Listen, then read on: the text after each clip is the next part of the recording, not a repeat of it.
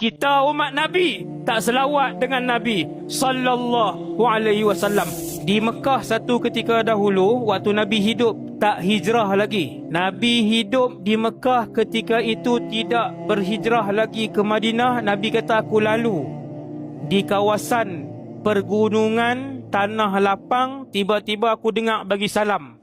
Nabi beralih tengok, pokok bagi salam. Hadis ni hadis sahih.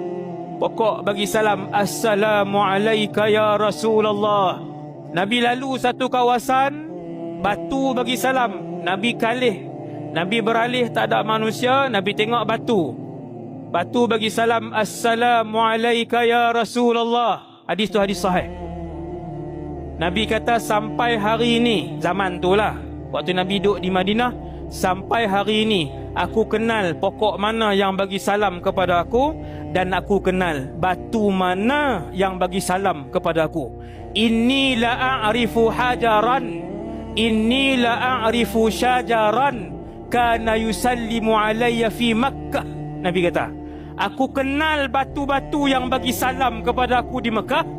Aku kenal pokok-pokok yang bagi salam kepada aku di Mekah satu ketika dulu. Makhluk seluruhnya kenal Nabi SAW. Binatang seluruhnya kenal Nabi. Batu seluruhnya kenal Nabi. Pokok seluruhnya kenal Nabi.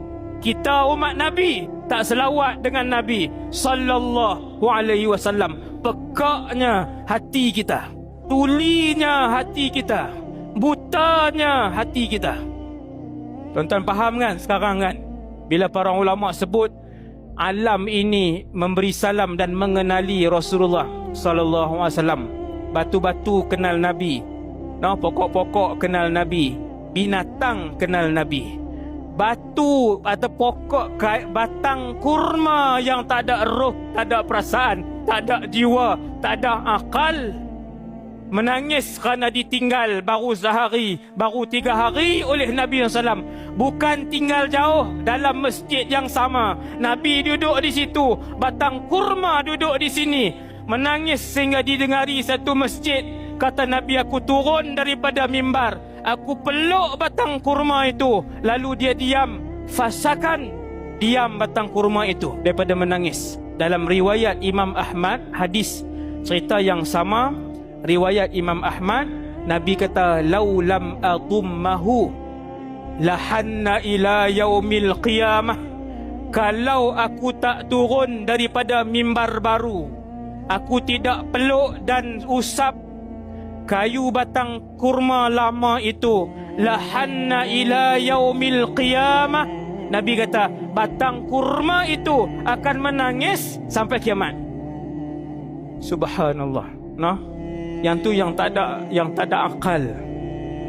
Batang pokok tua kering yang tidak ada akal, tak ada jiwa, tak ada perasaan. Rindu Nabi, kenal Nabi sallallahu alaihi wasallam.